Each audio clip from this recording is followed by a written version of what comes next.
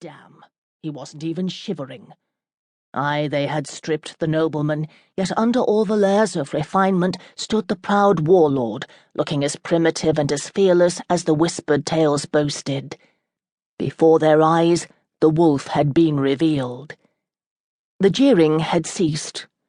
Only the sound of the wind howling through the courtyard could be heard now.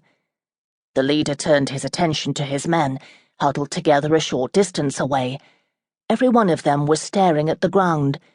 He knew they avoided looking at their captive. He couldn't fault them for this show of cowardice, as he too found it a difficult task to look directly into the warrior's eyes. Baron Duncan of Wexton land was at least a head taller than the largest of the soldiers guarding him. He was just as massive in proportions, with thick, muscular shoulders and thighs, and with his long, powerful legs braced apart. His stance suggested he was capable of killing them all, if he became so inclined. Darkness was descending, and with it came a curtain of light snow. The soldiers began to complain about the weather in earnest then. "Ain't no need for us to freeze to death right along with him," one muttered. "He won't die for hours yet," another complained. "Baron Louddon's gone over an hour now. He'll not know if we stayed outside or not." The agreement by the others, with vigorous nods and grunts, swayed their leader. The cold was beginning to irritate him, too. His unease had grown as well, for he'd been convinced that Baron Wexton wasn't any different from other men. He was sure he would have broken down and screamed in torment by now. The arrogance of the man infuriated him. By God, he looked bored with them all. The leader was forced to admit that he'd underestimated his opponent. It wasn't an easy admission, and one that sent him into a rage. His own feet, protected from the harsh weather by his thick boots, were nevertheless stinging in agony now, yet Baron Duncan stood barefoot and hadn't moved or shifted balance once since being restrained. Perhaps there was truth in the tales after all. The leader cursed his superstitious nature and gave the order to retreat inside. When the last of his men had departed, Louddon's vassal checked that the rope was secure and then came to stand directly in front of his captive. "They say you're as cunning as a wolf, but you're just a man and you'll soon die like one. Louddon don't want fresh knife cuts in you. Come morning we'll drag your body miles away from here. No one will be able to prove that Louddon was behind the deed."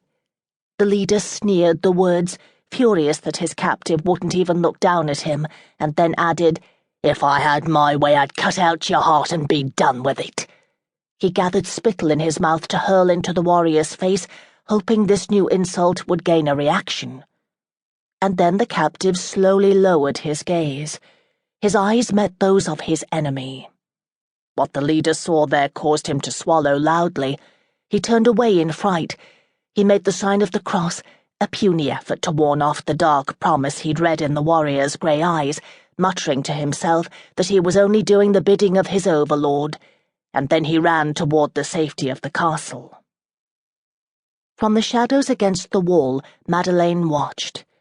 She waited several more minutes to be certain that none of her brother's soldiers were going to return, using the time well to pray for courage to see her plan carried through. She risked everything. In her heart she knew there was no other choice. She was the only one who could save him now. Madelyne accepted the responsibilities and the consequences, knowing full well that if her deed was discovered, it would surely mean her own death. Her hands trembled, but her steps were quick. The sooner the deed was done, the better for her peace of mind. There'd be plenty of time to worry over her actions once the foolish captive had been released. A long black cape covered her from head to foot, and the Baron didn't notice her until she was standing directly before him. A fierce gust of wind pulled the hood from her head, and a mane of auburn hair fell well past shoulders of a slender frame. She brushed a strand away from her face and looked up at the captive. For a moment he thought his mind played tricks on him. Duncan actually shook his head in denial.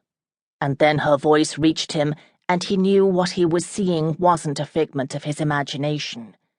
"I'll have you undone in just a moment or two. Pray don't make a sound until we're away."